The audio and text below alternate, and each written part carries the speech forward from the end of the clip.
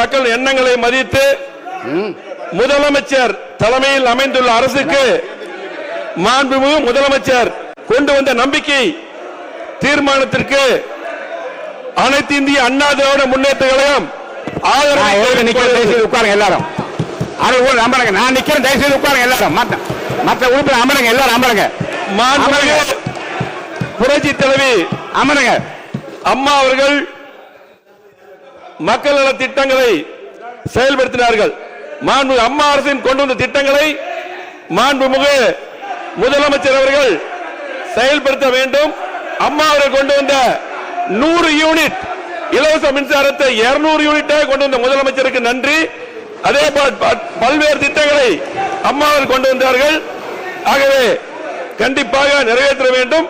இன்றைக்கு மக்கள் தீர்ப்பளித்து இன்றைக்கு முதலமைச்சருக்கு வாக்களித்துள்ளார்கள். அதற்கு நாங்கள் ஆதரவு அளிக்கிறோம் அதிமுக சார்பாக. அதே போல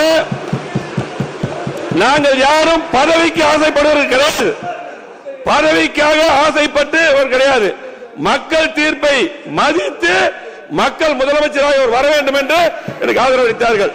54 ஆண்டுகள் பொன்விழா கண்ட கட்சி அதிமுக. 31வது ஆளுங்கட்சியா இருந்திருக்கிறோம்.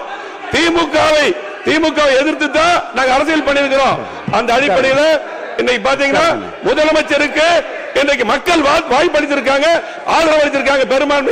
பெரும்பான்மையா ஆதரவு நாங்கள் மதிப்பளித்து இன்றைக்கு அதிமுக அவர்கள் முதலமைச்சர் கொண்ட தீர்மானத்தை ஆதரவளித்து அமர்கிறேன். நன்றி, வணக்கம். அடுத்தது யாரு?